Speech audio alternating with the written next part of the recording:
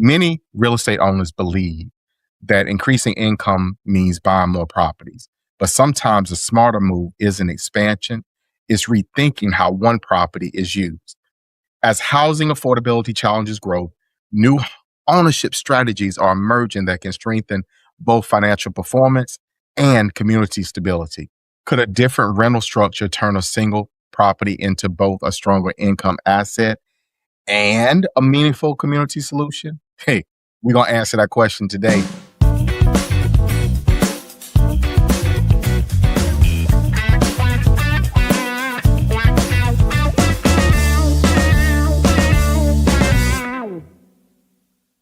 Well, good morning, guys, and great morning to you. Welcome to another fabulous episode of Exit Strategies Radio Show. Hey, I am your host, Corwyn J, Melette, broker and owner of Exit Realty Low Country Group.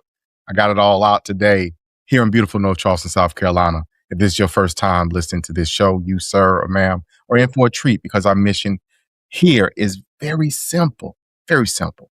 It is to empower our community through financial literacy and real estate education, guys. We're legacy building. That is what we do. So please make sure as you do those things in the streets, as you're out here making a difference, as you're impacting your family for generations to come by creating and building wealth for the next and the next and so forth and so on. And y'all know what I'm talking about. Please make sure that you put a hashtag on that thing to say that you are legacy building. We love you. Now, look, I want to make sure that I get this out to you here because it's very, very, very important. Okay. Very important. I want to make sure that you all know that we are on the air and you can find us pretty much anywhere. Y'all like how I did that rhyme there. So I always got to give a shout out to our folks that listen to us faithfully from Moncks Corner. My mom out there, y'all know that. All the way out to Hollywood, what you know, no good. And my people in Marion County and Mullins, Troy family, guys, you guys rock. Love you all. So guys, today I'm super stoked and excited to have with us. And first and foremost, guys, we want to make sure that you all understand, again, what it is that we're trying to do here, which is to set the stage for you all to get to the next level and the next generation. So many real estate owners believe that increasing income means buying more properties, but sometimes a smarter move isn't expansion, it's rethinking how one property is used. As housing affordability challenges grow, new ownership strategies are emerging that can strengthen both financial performance and community stability. Could a different rental structure turn a single property into both a stronger income asset and a meaningful community solution? Hey, we're going to answer that question today because we have an amazing guest. Now, Katrina Robinson is an Air Force veteran, so I want y'all to start right there. Now, for those who salute, I want y'all to salute, but the rest, I want y'all to give a slow clap because she has served our country well, and she is the founder of Roundtable Living, LLC, an organization that is focused on helping property owners use residential real estate more strategically through responsible co-living models.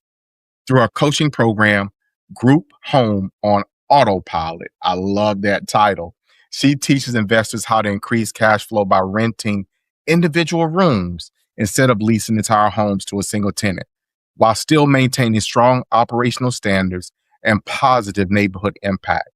Her work centers on blending real estate profitability with social responsibility. Guys, she answers the call, social investing, showing how property owners can build sustainable income while contributing to housing accessibility as well as community well-being.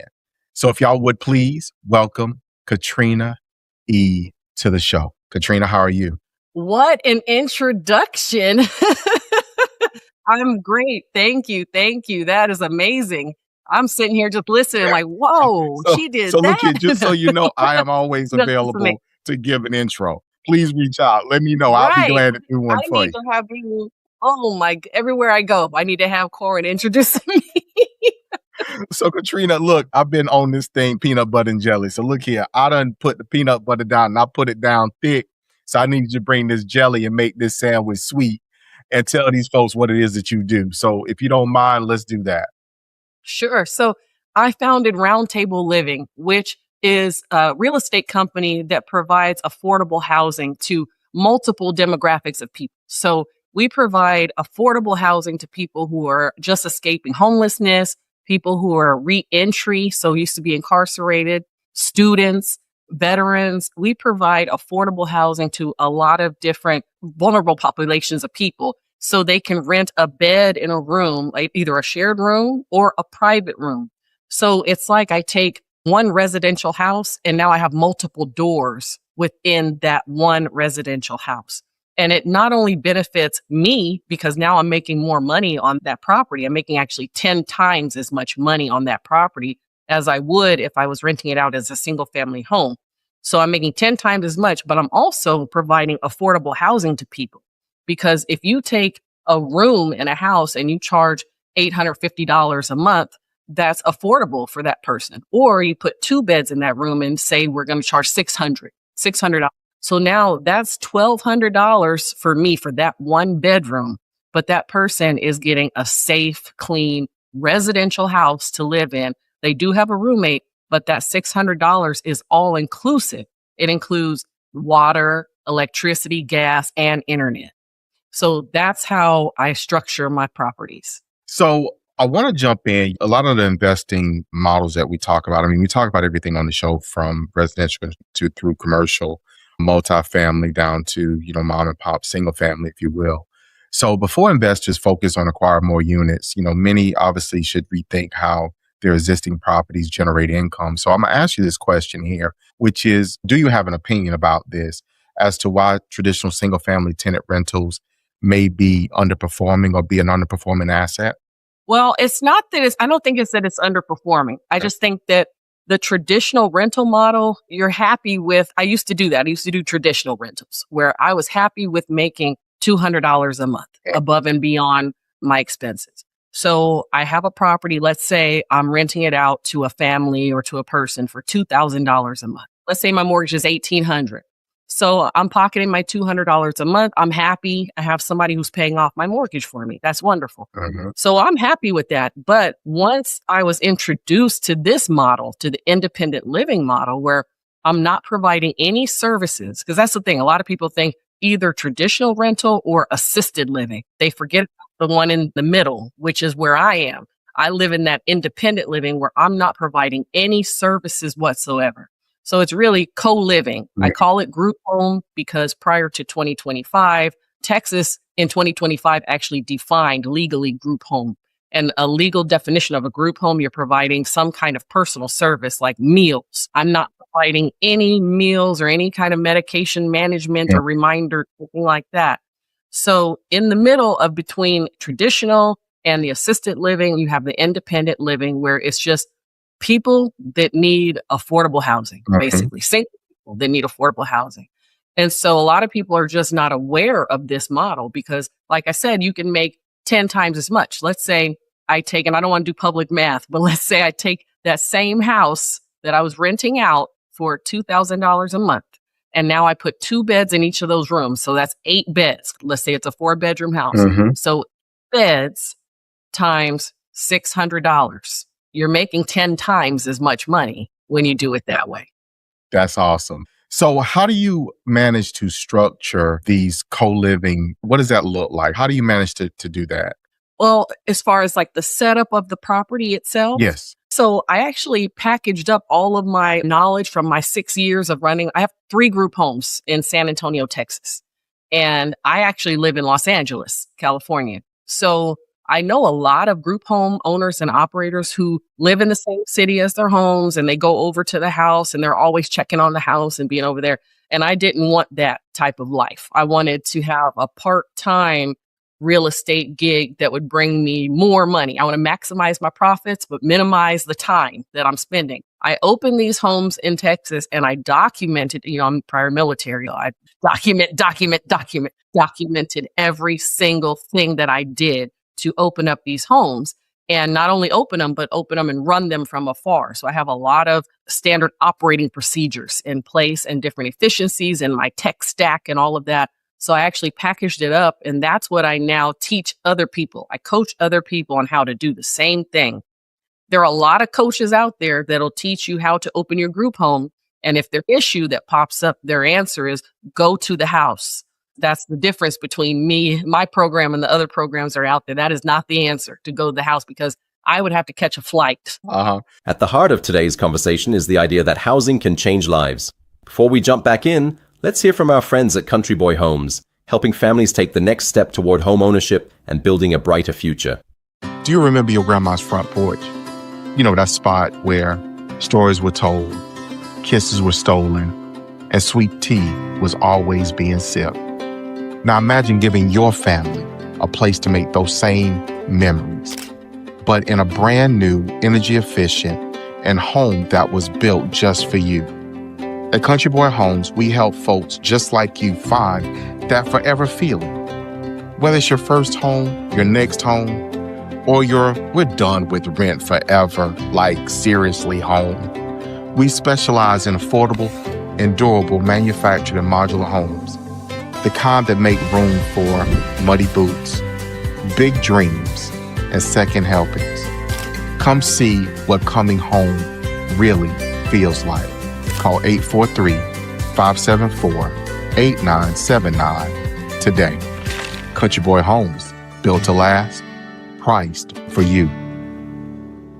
So I definitely want to kind of peel a layer back on that here in a moment, but let's come around and talk about, co-living, because we talked about on the introduction and initially, all the work that you're doing, Katrina, is you're community centric. You don't want to create value and you want to blend in or fit into the neighborhood, if that makes any sense.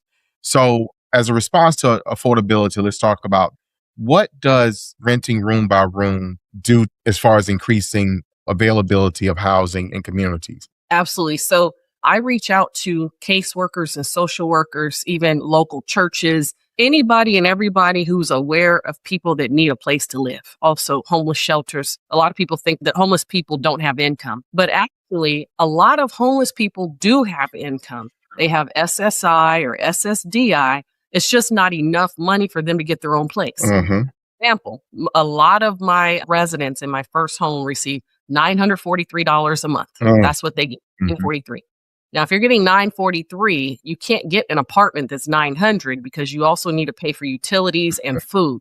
But if they come to my house and pay $650 for a bed or $850 even, but that'd be stretching it. I'd recommend the shared room. So $650. Now they have enough money for food and a bus pass. So it's really helping the community, so much so that when I opened my second group home in San Antonio, the constable of San Antonio came over to the house to give me a coin. And I don't know, some of your listeners might be military, so they understand the significance of giving a coin to someone, but she coined me for helping the community by providing affordable housing to people. That's huge. So the result of this, I want you to kind of expand a little bit on this, but the result of this is that by doing so, you help people find stable and affordable environments for them to live in. Obviously, without sharing too much information, what does that look like? Like, what has been a case study story or what have you that you could share, about how this model has helped someone? Okay. Obviously, we'll talk about the profit and all that stuff, but what's the result to the consumer or to the user, if you will, in this scenario? I have so many stories, case stories. I send out a newsletter to my caseworkers, but last year I would spotlight on a specific resident and their actual story. Now, a lot of them are shy. They're like, I don't want to share my story, but some of them are like, yeah, sure, share it. So I had one guy who was living on a park bench and somebody let him know about 211, which is it's like 911, but you can dial 211 even nationwide and it brings you to the United Way. The United Way gives you can call them for anything. If you need help with housing, food, transportation, you can call that number. Anybody can call that number and just ask any kind of question as far as what support is available to them. So he called 211. Somebody told him to call 211. So he did. And 211 told him to call me, to call Roundtable Living to see if we had a place for him. And we did have a place for him within his budget. It was $600. So we gave him a room. It was a shared room, but it was $600. And he was able to get off the street, get himself together, get cleaned up. We'll give everybody a welcome basket, like a toiletry kit. And so if some people, if they're students, they might not need that, but depending on where they're coming from, we also have linens upon request. So if he needed linens for his bed, if he needed a towel, we give them that too. And this is all from donations from people, by the way. A lot of these things, the toiletry kit, those were donated from the Women's Veterans of San Antonio. So Sylvester, that's his name. So we got Sylvester in, got him cleaned up, and he was just as happy. And he's like, I can't believe this exists. He didn't know that he could actually find a place in a nice, clean house that's $600 a month. Now, most stories are like that. We get somebody who's great and they love the environment and they take pride of ownership in the house too, because this is their house. There are, of course, some people ask me about horror stories. There are, of course, a few. There's always a few. But for the most part, this has been so rewarding to see people like Sylvester. There's a term, and I made mention of it a little earlier, Katrina, social investing, having responsibility. And I picked that term up from a guest some time ago about the responsibility that some investors take on in regards to delivering not only value to the people that they serve, such as your residents, your tenants, but also being responsible to the community that's around your investment to make sure that you are bringing value into the community as a whole. So I want to kind of shift a little bit and get over into the responsibilities related to the operations and the risk management in these types of settings. How do you mentioned SOPs and all these protocols that you built out from experience, but managing multiple occupants professionally has to be challenging. So let's talk about that. Yes. So it definitely is. When I opened my first home, it was just me. I didn't have any help. I did have cameras. So let's go back. You asked about the watching over the house and things. I did have cameras in the interior and exterior of the house. Interior was just in the common areas, of course, not in the bathrooms, not in the bedrooms. But I was so anxious. I was watching those cameras all the time. And I was flying out to Texas every 3 weeks to check on the house. And the people who lived in the house did not know that I wasn't local, that I didn't live in San Antonio. They knew that they saw me every 3 weeks or so. That's when I stopped. So they didn't know I lived all the way in California. So I was very nervous. When I opened my second home, that's when I decided I need help. Just to ease my anxiety, I needed help. So I hired an operations manager. Now, the difference between a regular property management company and an operations manager is that a regular property management company is not going to deal with half of the stuff that we have to deal with the people, with the demographics that we house. But I have an operations manager who will answer the business phone line, text messages, talk to the people, go over to the house every week and check on things and make sure that the home is maintained too. So that's how I really do it from afar is I have help. I have an operations manager. He's kind of like the level of all the other group home operators that I know that they're in my circle. They're kind of like that. They're always over at the house doing things, whereas I'm more on the CEO level and the business owner level. And that's who I like to coach is people who are interested in building a legacy for their family. So they want to be at the CEO level, making sure things get done, but not doing it themselves. Look here. Yes. You almost made me weak over here because I get it. If I could kind of maybe scratch a little bit deeper in that particular setting, because we've seen various models. So I'm going to ask you to kind of speak on this model, if you don't mind, if you have an opinion in regards to it, which is, at times it's kind of a house captain. I think I've heard other terms for it, where that person or single person inside the residence or inside the home has a responsibility over the house. So pros and cons of that, if you have an opinion in regards to that, Katrina. So are you talking about like a house supervisor? Someone who, okay. So when I first started and I didn't have that operations manager, I did name someone as the house supervisor. Mm-hmm. So I gave this person, to me, he seemed the most level-headed and he was most responsible. So I named him the house supervisor, which actually took a lot of the load off of me because small disagreements and things like that in the house, they went to him. So he was kind of like the house dad. And he also she rolled the trash cans to the curb every week. It was like it was his house. He rolled the trash cans to the curb. He made sure everybody was doing their chores. And he was the only one who had my personal number. So everybody else had the business line, which both of them rang on my phone, but everybody had the business line. They could text the business line, and he was the only one who could call me after hours and things like that to let me know that something bad was happening. So yes, I'm a big fan of having, what'd you call the captain, house? Yeah. Yes. Captain, the house supervisor. Yes. Now, when I hired my operations manager, I advised him, of course, he's a 1099 independent contractor. So I told him, you are responsible for making sure these things get done. I'm not going to tell you how to do it. I did highly recommend that he continue to have a house supervisor at each house. And those are the people who he pretty much talks to. So he doesn't have to deal with all these people because I have a lot of beds. My first house is 15 beds. My second house is 12 beds. These are big properties. So I recommended that to him. Now, he decided not to do that. He wanted it to have direct contact with everybody because he didn't want someone to feel like they're above everybody else and that the other people would feel like they don't have a say in anything. So he decided to not have the house supervisor. If I was in his position, I probably would still have a house supervisor, but he decided not to. And I can see why he would say that too, because, for example, my first house, I was naive. I didn't know what I was doing. I had one refrigerator and I had 15 beds. After a while, nobody complained. Nobody complained that, hey, we need another refrigerator in here. But it turns out that the house supervisor was monopolizing the whole refrigerator. Everybody else only had a little space, but I didn't know that because nobody would come to me because they went through him. Once I got the operations manager and he said, oh, did you know that so-and-so was taking up the whole refrigerator and everybody else was scared? So we need some more refrigerators and I'm going to assign space to each bed. So that's what I'm doing. Now we have 4 refrigerators there. Oh, wow. Yeah. That many people. Yes, definitely. That was actually kind of a question and concern, like sharing cabinet space, refrigerators and things of that nature. How do you manage that? We label everything. Even the butter dish in the refrigerator has, this is assigned to room 2A.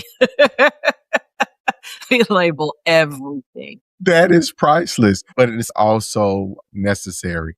So I want to kind of change. I think this is probably a good place to let's shift and start talking about the coaching that you offer. You've taken, quote unquote, the knocks of cutting your teeth in the industry, so to speak. And now you're here to try to stop other people from getting punched in the mouth, so to speak. Right. Exactly. Yeah. Exactly. Yeah. I done got hit in the face a couple of times. So hold on. Let me show you how you can guard your grill. Let's talk about that. You wrote a book and do a training or coaching in this. Let's get into that. Yes. So I have a coaching program that I call Group Home on Autopilot. And it's funny because I was in the Air Force, but I didn't think about that with pilot. I just was thinking automated. But people were like, oh, because you're in the Air Force. That's why you said pilot. But it's Group Home on Autopilot. And I teach people from A to Z how to find the property that would be appropriate for this type of business. So, for example, at least 4 bedrooms, 2 bathrooms, because you want to maximize your profit potential. So I go into how to find the property. And by the way, you can do this business with renting. You don't have to own. You can rent the property. I have coaching clients who rent the property and then they just get the ability to sublease from the landlord. And then they sublease it out to all these people and make money. So they benefit from the cash flow. But if you buy the property, you benefit from the cash flow of the business and you benefit from owning that property and the appreciation. So you can benefit on both sides if you buy the property. So I go through finding the right property, setting up your business. So like the LLC, the EIN, the business bank account, what business tax deductions you can take and all that. Then we go into marketing. Marketing is the most important thing with this business because if you have empty beds, you're just bleeding money every day. So you have to market, especially if you're doing shared rooms, because private rooms, you could post that on Furnished Finder or Roomies and fill that tomorrow. But shared rooms, it's a specific demographic of people and you have to connect with social workers and caseworkers who know the people who want to fill those types of beds. So I go very deep into marketing. I actually give my coaching clients 101 ways to market their beds and how to fill their beds. I also teach them how to optimize their LinkedIn profile so they can reach out to caseworkers and social workers on there and give them the DM script, exactly what to say when you get in their DMs. So marketing's huge. Then we go into the autopilot part. That's all of the standard operating procedures, my tech stack, my intake process, the intake forms, and then all of the ways that you can do this from afar using Jotform, using Calendly, using all kinds of different things. The Ring app to look at the cameras, just all my routines. For example, on Monday mornings, I do my CEO hour. And during my CEO hour, that's when I'm managing my business, is during that 1 hour on Mondays. And then, yes, I have it down to a science. That's how. And then I also teach them profit first, which is, I'm sure you're familiar with profit first. Motorbike Mike. Yes, Mike Love it. McCallowitz. Yeah. I teach them because I read that book, changed my life. And I said, okay, you know what? I'm going to teach my coaching clients profit first for group homes. So I started teaching them how to, for example, pay all your utilities on the 10th and 25th, setting aside your profit, your owner pay, your tax pay, and moving those things to account. So anyhow, it's a very comprehensive coaching program. And that's what I teach people now. I love that. So Katrina, this is a perfect place to make sure we get your contact information out. How can people get to you? So let's go. Okay. GroupHomeOnAutopilot.com. GroupHomeOnAutopilot.com. Please go there, join my newsletter. As soon as you put your email address in, I'm going to be emailing you. It's on autopilot. So I'm going to be emailing you, and I'll let you know exactly how you can set up a one-on-one call with me if you're interested in coaching, or you can just benefit from the free information I send out every week, free information on how to do these group homes. And then I'm also on YouTube. So if you go to Group Home on Autopilot on YouTube, I have a YouTube channel and I post videos every week there. That is awesome. So Katrina, legacy is one of the things that is a staple for our show. You know, I'm a firm believer in inheritance for your children, so forth and so on. Many investors focus on just maximizing rental income or expanding their portfolios quickly. And look, I'm always looking, let's go.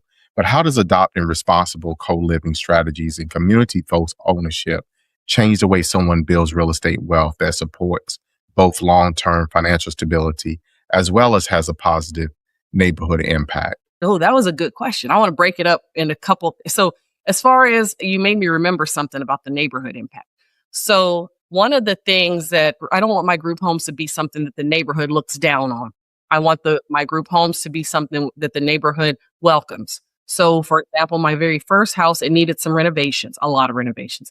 And so we renovated the house, but not only did we renovate the house, we beautified the front of it so much so that it's the best looking house on the block.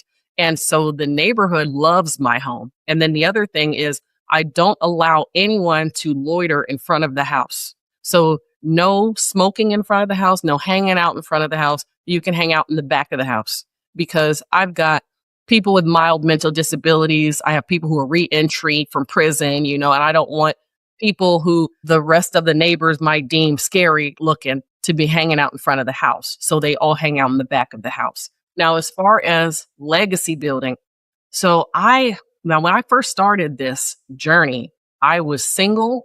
I didn't have any kids. And my sister passed away and I got custody of her 2 children. So I automatically became a Monty. So I'm a Monty. They call me Monty. I've got 2 girls.